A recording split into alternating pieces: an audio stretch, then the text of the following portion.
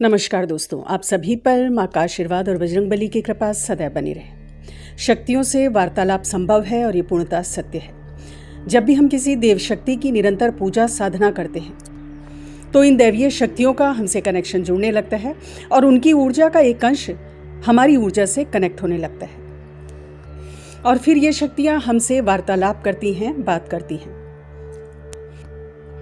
हाँ, ये आप पर निर्भर है कि आपकी ऊर्जा क्या इतनी संवेदनशील है, इतनी सेंसिटिव है कि इन संकेतों को समझ सके और शक्तियाँ जो आपको बताना चाहती हैं वो ग्रहण कर सकें। और कई लोग इसे अनुभव नहीं कर पाते हैं जबकि वो बहुत समय से निरंतर पूजा साधना आदि कर रहे हैं। तो इसका एक बहुत बड़ा कारण है कि उनकी ऊर्जा अभी इतनी विकसित नहीं हुई है, इतनी संवेदनशील नहीं हुई है कि वो इन्हें इन संकेतों को पकड़ सके। इसके अलावा एक बहुत बड़ा कारण है कि आपके आसपास आपकी एनर्जी में कुछ ऐसे ब्लॉकेजेस हैं जो आपको इन संकेतों को प्राप्त नहीं होने दे रहे हैं, या आपके प्रारब्ध कुछ ऐसे हैं जो आप इन संकेतों को नहीं पकड़ पा रहे हैं। तो आज हम बात करेंगे उन 5 माध्यमों के बारे में, 5 स्तरों के बारे में जिनके द्वारा ये शक्तियाँ हमसे संपर्क करती हैं। और आप स्वयं भी अपनी ऊर्जा का, अपनी स्वयं की आध्यात्मिक जागृति का भी मूल्यांकन कर सकते हैं कि आपकी आध्यात्मिक यात्रा कहाँ तक पहुँची है। क्योंकि ये जो 5 माध्यम मैं बता रही हूँ क्रमशः, ये नीचे से ऊपर की ओर आपकी आध्यात्मिक जागृति के भी संकेत हैं। सबसे पहला माध्यम है स्पर्श के द्वारा। कई लोगों को शक्तियाँ स्पर्श के द्वारा अपने आसपास होने का अनुभव कराती हैं। और ये जो अनुभव है, ये जो माध्यम है, ये सबसे निचला चरण है, पहला चरण है। समझिए कि आप साधना के ध्यान की शुरुआती अवस्था में हैं और साधना और ध्यान की शुरुआती अवस्था में ये अनुभव होता है। और ये अनुभव उन लोगों को होता है जिनका मन बहुत उत्तेजित रहता है। पूजा और ध्यान में आपको ये लग सकता है कि किसी ने आपको स्पर्श किया है, आपकी गर्दन को स्पर्श किया है, कंधे को स्पर्श किया है या शरीर के अंगों को स्पर्श किया है, ऐसा अनुभव होता है। साथ ही किसी के पास में होने का कभी कभी अनुभव होता है कि कोई आपके आसपास चल रहा है, बैठ रहा है, यानी स्पर्श के द्वारा आपको ये चीज़ें पता चलती हैं। तो स्पर्श के द्वारा अनुभव उन लोगों को होता है जिनका मन बहुत उत्तेजित रहता है, ऊर्जा स्थिर नहीं है, अभी आपकी ऊर्जा बनी नहीं है, आपकी ऑरा बनी नहीं है, मन अशांत है क्योंकि उच्च स्तर के अनुभवों को अभी आप कैच नहीं कर पा रहे हो और स्पर्श के द्वारा आपको शक्तियाँ अपने आसपास होने का अनुभव करा रही हैं। देखिए, स्पर्श का जो दायरा है वो बहुत ही सीमित होता है। बिल्कुल पास में कोई है उसके ही स्पर्श को अनुभव किया जा सकता है, अर्थात आपकी ऊर्जा अभी बहुत सीमित है। आपके ऊर्जा का जो दायरा है वो बड़ा नहीं है, बहुत सीमित है और आप आसपास के अनुभवों को ही ग्रहण करने की सक्षमता रखते हो, उसी को आप ग्रहण कर पा रहे हो। और इसी में कई बार कुछ लोगों को नेगेटिव शक्तियों का भी आभास होता है। कई बार दबाव महसूस होता है, जोर से कोई दबा रहा है, नींद में बहुत तेज दबाव महसूस होता है, कोई गर्दन दबा रहा है, सफोकेशन फील होती है। और ये संकेत है कि अभी आपकी ऑरा वीक है और जो नेगेटिव शक्तियाँ हैं वो आप पर हावी हो जाती हैं। दूसरे चरण की अगर हम बात करें तो शक्तियाँ अपने होने का एहसास कराती हैं, आपसे संपर्क करती हैं खुशबू के माध्यम से। ये आपकी आध्यात्मिक जागृति का भी दूसरा चरण है, नेक्स्ट लेवल है। आपकी घ्राणेंद्रिय के द्वारा, आपकी सूंघने की क्षमता के द्वारा शक्तियाँ आपको अपना अनुभव कराती हैं।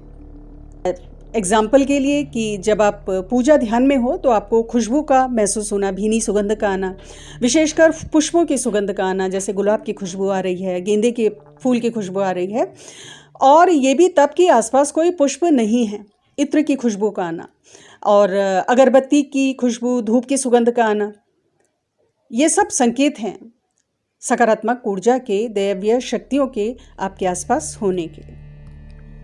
और ये शक्तियों का संकेत भी है आपके लिए कि आप अपनी पूजा साधना इसी प्रकार जारी रखें, लापरवाही ना करें, ताकि आप अपनी एनर्जी को और उच्च स्तर पर ले जा सकें और जो उच्च स्तर के सूक्ष्म संकेत हैं उन्हें पकड़ने की क्षमता आपकी एनर्जी, आपकी ऑरा में विकसित हो सके।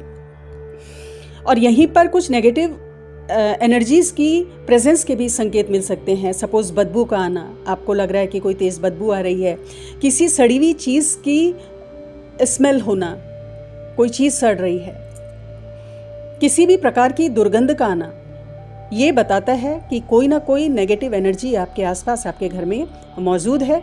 तो उससे सावधान होने की ज़रूरत है और उसके उपाय आपको फिर करने चाहिए। तीसरा चरण जो है वो माध्यम है कि जब शक्तियाँ आपको स्वप्न के माध्यम से या ध्यान के माध्यम से अपने होने का अनुभव कराती हैं, आपसे संपर्क स्थापित करती हैं। स्वप्न में और ध्यान में आपको देवी देवताओं के दर्शन होते हैं।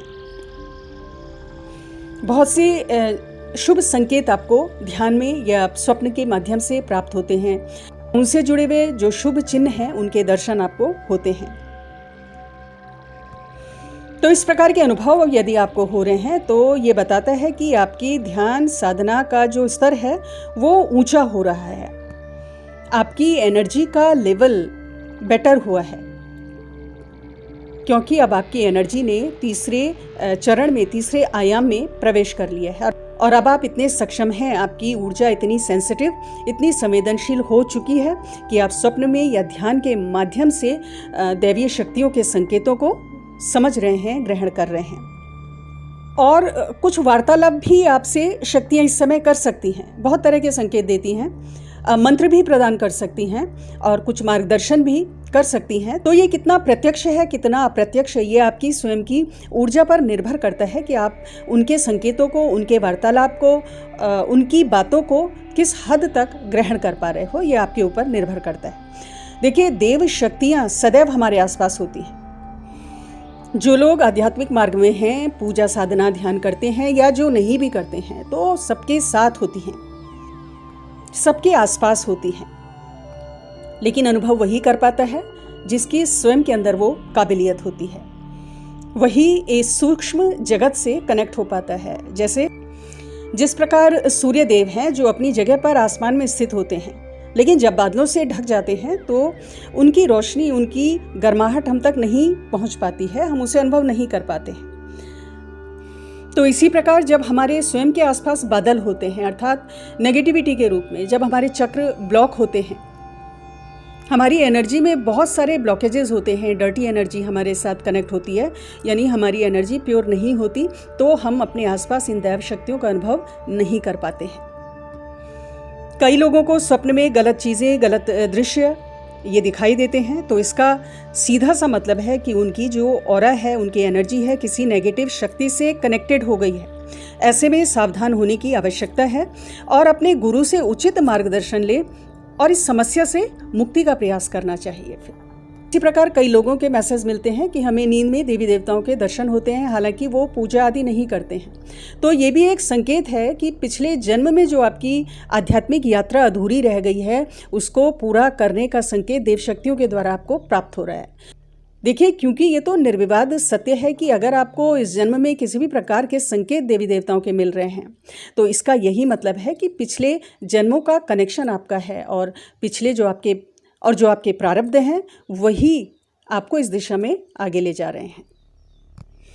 चौथा जो माध्यम है जिसके द्वारा शक्तियाँ संपर्क करती हैं हमसे, वो है श्रवणेंद्रिय के माध्यम से। जब कान में बता कर जाती हैं और आप स्पष्ट रूप से सुन पाते हैं, आपके दाएं या बाएं कान से आवाज़ें आ सकती हैं, आपको नाद सुनाई देता है, विभिन्न प्रकार की ध्वनियाँ होती हैं, शंख की ध्वनि है, डमरू की आवाज़ सुनाई देती है, मंदिर की घंटियों की आवाज़ सुनाई देती है, चिड़ियों की चहचहाट की आवाज़, तो ओम का नाद आपको सुनाई दे सकता है।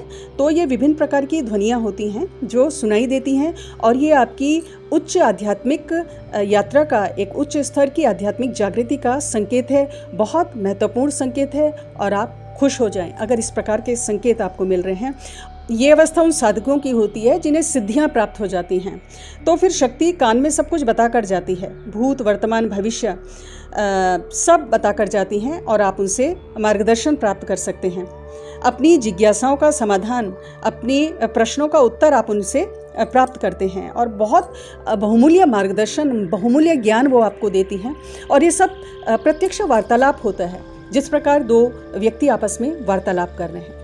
हमारी क्षमता में फ़र्क आ जाता है, ऊर्जा के स्तर में भिन्नता है, क्योंकि एक निश्चित सीमा तक हम देख पा रहे हैं, लेकिन सुनाई हमें बहुत दूर का भी आ जाता है जहां हमारी आंखें नहीं देख पाती हैं। तो इसीलिए जो श्रवणेंद्रिय के द्वारा आपको संपर्क बैठा रही हैं आपसे शक्तियाँ, यानी आपकी ऊर्जा का दायरा बहुत अधिक विकसित हो गया है।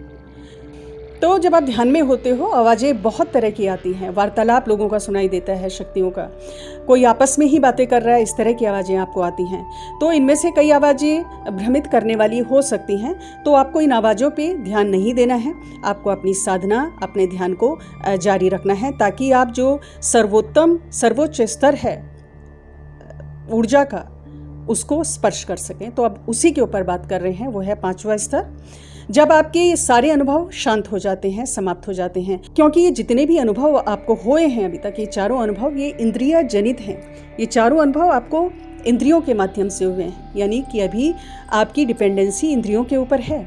लेकिन जब 5वें चरण में साधक की ऊर्जा चली जाती है, तो इंद्रिय जनित ये सारे अनुभव समाप्त हो जाते हैं। आपको कोई दृश्य नहीं दिखाई देता, आपको कुछ सुनाई नहीं देता, किसी प्रकार की खुशबू, स्पर्श आदि का भी एहसास आपको नहीं होता है, क्योंकि अब आपको सिर्फ अनुभूति होती है, उस परमानंद की अनुभूति होती है।